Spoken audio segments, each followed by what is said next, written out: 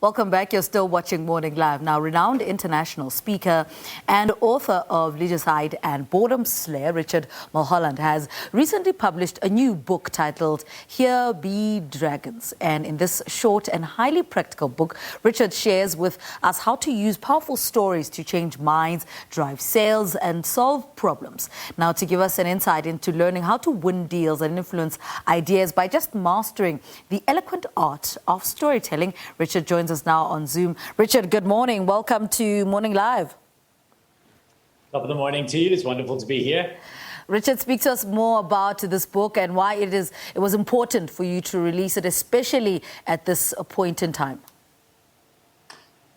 I think we've been lied to. I think that we've been told often, you mentioned that I'm a professional speaker and I coach speakers. And one of the things that people always say is you got to go out there and tell stories. The problem is that people don't actually care about your story. They care about their own story, and your story is only important insofar as it helps them achieve the best version of their own.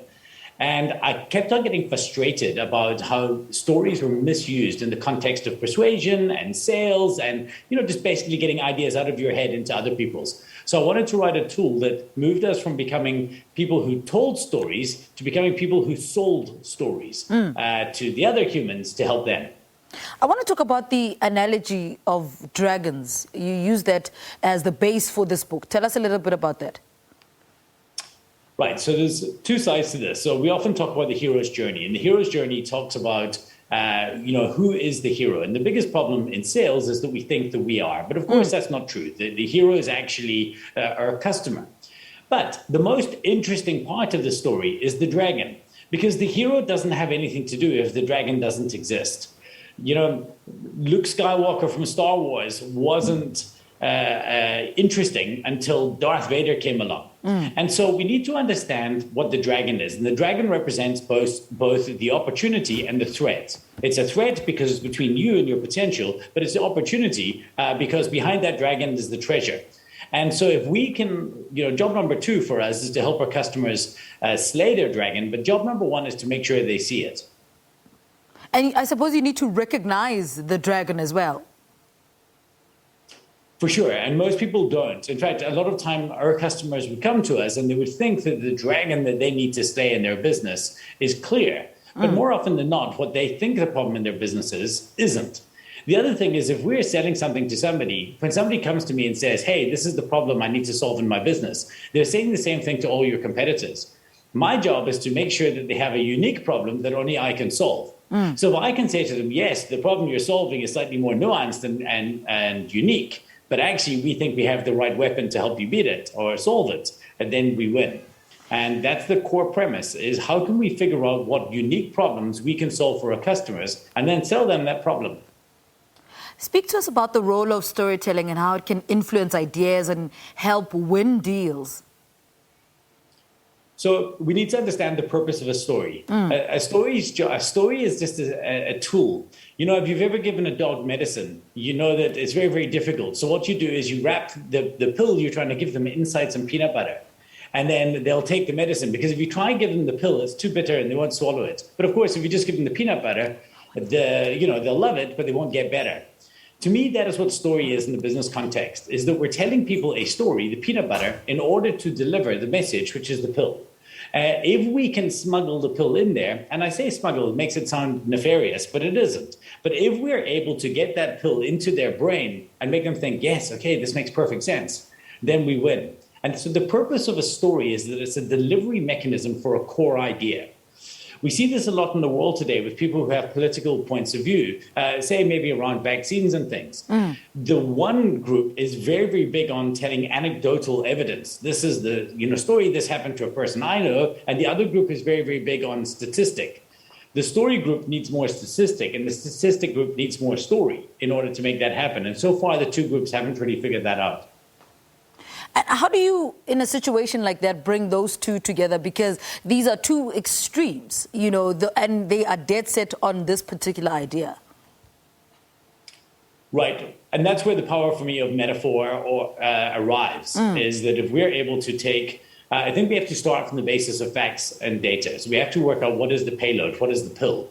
We have to build that in and then think, well, okay, how do we turn this into an anecdote or a story that at the end of this, the people who receive it will say, well, that makes sense because I understand the story. Now I understand the statistics. You know, and then on the flip side, the people on the other side who are very, very big on just facts alone, we always say to them that statistics are not the plural of stories. So just because you've got 1,000 or 1,000,000 data points, it doesn't make it 1,000,000 times more powerful than the story. So we have to understand that data and facts are not enough. Of course, on the flip side, we've got to understand that good stories are exciting and nice, but we can break through those very, very quickly. So we need to back up what we're telling with data. Too much peanut butter, too much pill. We need to try and get that blend just perfectly in order to deliver a message to people. The one thing that you also mentioned is that most people are in the dragon hunting business, but dragon hunting is not easy. What do you mean by this? You've got to try and understand. So people are out there, they're trying to solve problems. They're trying to do things. We have to figure out what our customers care about as quickly as possible. And the way that we do this, we have a question that we ask people in meetings to answer. We call it the Dragon Hunter. And it's the very, very simple question. And anybody watching now can use this in the next meeting they have. When I get started, when I'm chatting to a prospect or a customer on the phone, or on a Zoom call, one of the first things I'll ask them is, hey, tell me, why was this the right time for us to have this conversation? And the funny thing is, that question hunts the dragon because they will answer, they will tell you. They'll say, you know what, I decided to take this call because I've been struggling with X. And even if they weren't 100% sure about why they were having the call, rational humans don't like saying that. They don't like saying, oh, this sounded like fun. You know, I just wanted to do this at 6:45 on a Saturday morning. They will come up with a rational reason why this was the right time to have the call. Yeah. Two things have happened here. They've told you there's a problem and they've given you a time dependency. I want to take, through the steps of how we can stop, you've just alluded to it, how we can stop telling stories and begin to sell them. The core understanding is that every other human being on the planet is in their own movie.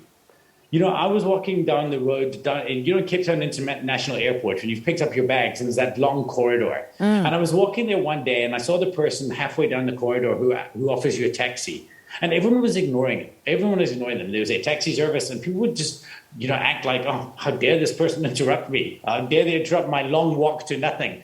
And I remember thinking, wow, this is crazy. This is this person's movie. In their movie, the world is just ignoring them. And I thought, wow, that's hectic. And so often we think that our film is the film and everybody else is extras. But we need to realize that when I'm on a stage or when I'm presenting, that all I am is person on stage. What I have to do is if I want to become more meaningful in the movie of my prospect's life, we have to create a meaningful intersection. Now, if there is something that I'm uniquely placed to do, so, I'm a speaker coach and run a presentation business, let's pretend somebody had that kind of problem. If they did, then I just have to convince them that that is a problem that they have. So if I can get them to to believe that, wow, okay, you've sold me a story in which if I do not ace this next big presentation or whatever it is next week, that will have detrimental effects. Or if I do, then, I'll achieve whatever. Yeah. If I can convince them of that, then all of a sudden, my role in the credits of their movie goes from person on Zoom call to, advisor that can help me. So that's what we're trying to do. I'm not trying to convince them of me necessarily. I'm just trying to convince them of the dragon that I can help them slay. Yeah. Once we've joined those two dots, we win. All right. And so I think from a personal branding point of view, people often get this wrong because they think they have to build their own brand. But actually what they have to do is build the brand of the dragon. All right. Richard, we have run out of time, but thank you so much for spending the morning with us. Renowned speaker and author Richard Mulholland. We're just in conversation about his newly released book titled Here Be Dragons. All right, let's take a quick ad break. We say good morning to our SABC2 viewers after this.